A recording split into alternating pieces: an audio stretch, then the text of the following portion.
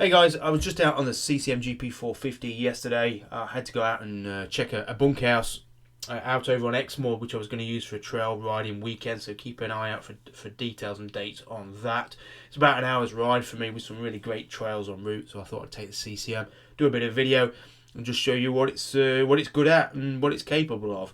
I did do some video, voice, audio, but it didn't come out very clearly, so I thought I'd do this voiceover. For anybody who doesn't follow the channel, I've owned the CCM for probably about 15 months. So I had a few issues with it, wasn't holding charge, which turned out it just needed a stronger battery than the stock lithium one that it carries. And also a fuel leak that turned out to be a couple of plastic connectors for the auxiliary fuel tanks into the main tank. So once they were fixed, the bike's running good. 10,000 miles on this one. It's a 2016 model. I paid about $4,250 for it from memory. And the idea was it was going to be sat on the fleet alongside Himalayas, CRF 300 Rally, KTM 390 Adventure, GS 310, for people to come down and ride back to back, see which they preferred, which they liked. The CCM, something a bit more exotic that I guess people wouldn't otherwise get a chance to ride. It was a shame that it didn't prove as reliable as I would have liked, but now it seems pretty robust. For me, the CCM was one of those bikes that came and went, and it made a small impression, a ripple. Didn't set the world on fire, but I think in hindsight probably should have done. That's my impression of it. Certainly riding it now, because there's no bike out there currently that manages to blur the lines between trail and travel. The CRF 300 Rally is good, and the Himalayan's good, and the KTM 690 is good, the AJP PR7 is good, but for me that CCM, the GP450, using it on the lanes just shows what a great little trail bike it is, how capable it is. And then on the road it's comfortable with a 20 litre tank, decent screen, pannier racks, away you go. You know, it was a unique bike that was built by a very small team, a family owned company in Bolton, which is a small English town in the north, if anybody who doesn't know England very well. Austin Clues was the guy who runs the company. His family started the business back in the 70s, converting Triumph road bikes into scramblers, and they competed with those. And then they went through different hands of ownership. Armstrong, I think they were involved with, and Harley Davidson, and then they had Chinese investment, and then they made bikes for the British military, which are based on Chinese bikes, and then they did a fleet of Suzuki DRZ engine bikes in the early 2000s, went into receivership again, bought the company back, and then set up in, whenever it was, to build the GP450. I remember in 2013 going up to Bolton to ride the prototype bike. I just started on Adventure Bike Rider magazine, and a bit wet around the ears, to be honest, but I got an invite to go and ride the bike and didn't really know what to expect, and didn't know as much as I do now, I guess, about trail riding and the adventure market. I saw potential in the bike, and I think for the next few years I did whatever I could to give it publicity, and I was also incredibly impressed with the efforts CCM made to make the bike a success. It was difficult. They didn't have a dealership network. They did everything out of the factory. They had a very proactive team of people who went out to every show to get every bum on every seat and to get people test rides and stuff.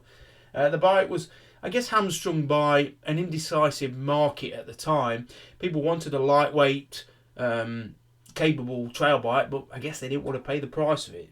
At £8,500, a lot of people said it was too expensive, but it got a bonded aluminium frame, it had got a BMW derived 450 single engine, it had got top-notch components, Talon hubs, XL rims, Renthal bars, a Cherbis tank, and plastics. It got Marzocchi fully adjustable front suspension, it had got attractive rear suspension. It came with everything on it, and so in a way, for a bespoke low volume bike, actually 8,500 even now seems pretty good value, but people wanted it cheaper, I guess. With a claim weight of 128 kilos, you just can't get cheapness and lightness, and those two things don't tend to go hand in hand. So it faced a difficult uphill battle convincing people that it was a good way to go. I think people would have preferred it with a 650 engine. It would have probably made better value at that price point, with that CC. But for me, riding it now, that 450 engine, which not everyone likes, for me makes it such a great little trail bike. The early ones ran rough, and they weren't very clean off the bottom, and they would store easily, which is what didn't really impressed the sort of more novice rider who rode them early on. They wanted something smooth and cosseting, a bit like a CRF, a bit like a Cero, and what they got was a race-derived engine with rough fueling down low. In the years after it came out, they did refine it and improve the fueling. And I've got to say, this 2016 model is beautiful off the bottom. Some of these climbs I'm doing with no clutch slip. First gear, it's just chugging really nicely. Closed and open throttle, part throttle. It's got a crisp, nice, buttery feel. You can really pick your way up through the trails. That suspension's really good. The riding position is really good. The weight, it's not as light as they claimed. 128 kilos on my scales. It's more like 155 fully fueled. But it feels light, manageable, agile. You can catch it on a leg if you start to topple, and it'll chug really nicely. So, as an owner now, when you ride it for the press, it's different. You're trying to analyse it and find its place in the market and dissect it. Whereas as an owner, you have a different experience. You've bought the bike, you're invested in it, and I guess you've got to learn to love it. Which with the CCM, it didn't take me too long because I already knew what it was about. But riding it on the trails, riding trickier trails than I thought I'd be able to take it down, really shows what a capable bike it was. What a great chassis the guys in Bolton made, and just what a great achievement. For me, it's a real British underdog story. Tiny group of people, do sort of fag packet technology and design, and they came out with a bike that no other manufacturer is making. Maybe it's not cost effective for a big manufacturer to build a bike like this.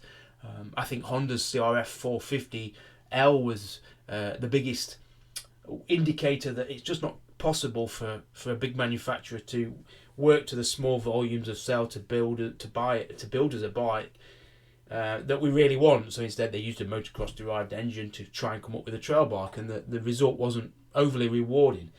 It does take a small company to make something as lovable as the CCM, and it didn't. Not everyone liked it. Some of the original owners had niggling issues and breakdowns of things, and some people have got really bad memories of their CCMs. But yeah, for me now, gotta say, love the bike, love being out on it yesterday. It's just so usable, agile, and enjoyable, and to stand and look at it and look at the detail and just think, wow, this was built by a tiny group of people in a factory in Bolton, 3,000 square foot or so.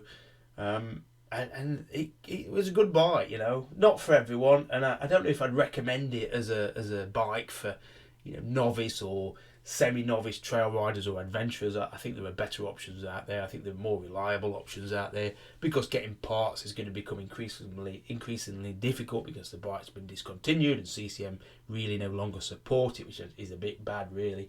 I had the same issue with the Husqvarna TR650, another great bike that was discontinued and then abandoned. And it leaves owners in the lurch, and unless you're prepared to negotiate and work on forums to find solutions and that sort of thing, you're always going to be better buying a proper mainstream option such as a Himalayan, such as a CRF 300 Rally. But what else is out there? I guess the Code 450 is coming, which is a Chinese bike, something that not everyone's going to be happy about, but that looks to have a lot of potential in the similar mould to the CCM, similar engine, similar characteristics of weight, ground clearance and everything else. Same price at 8,500. Can they get a dealer network? Can they make an imprint in the industry? Who knows? It's going to take a lot of effort. And I think effort is what CCM did put in. They were at every show. They would take the bike to people to test ride. They would send the van out to take bikes down to people at the other end of the country to test ride. They would do everything to sell those 400 bikes that they made. And I think the difference between them and somebody like Cove or any of the other new upstart companies is they aren't prepared to do the legwork to get the traction in the market to sell their bikes. And unfortunately, with a small volume manufacturer, they need legwork. And yeah, I really admired CCM and the efforts they put in. As I say, some people were let down as customers. Their bikes didn't run, and they felt let down by the factory. Not ideal, but now buying a second-hand bike, yeah, I've got to say, love it. It's just a joy to ride. It's just a joy to ride. I really enjoyed yesterday. The bunkhouse was really good, so look out for dates on that. Middle of nowhere, and we've got some great trails around. I won't take you up the riverbed. When you do come down, it's going to be more aimed at sort of A2 type riders, Himalayan, CRF. not enduro riders, not really technical stuff, just more everyday adventure bikes. So that's it. CCM GP450, an icon of British motorcycling and engineering, I would say. A flawed gem, a rough diamond that you'll either love or not love and think, what on earth was that all about? Where did they go wrong? I don't think they did go wrong. They just faced and proved how difficult it is to make a dent in what is a difficult adventure bike market, because everyone talks about the type of bike they want and what they would buy, but when the manufacturers try and provide that, people don't buy it and they find reasons that it's still not the bike for them. So I think they want to hide into nowhere, really, or hide into nothing, the manufacturers, which is why we probably aren't getting the bikes that we think we want, because they know what sells, and what sells is more important than what people on a Facebook chat group say that they want. So yeah, CCM GP450, 2014 to 2018. Rest in peace, but I shall carry on enjoying my British Bolton-based beast. Right, take it easy, have a good one. Cheers, bye.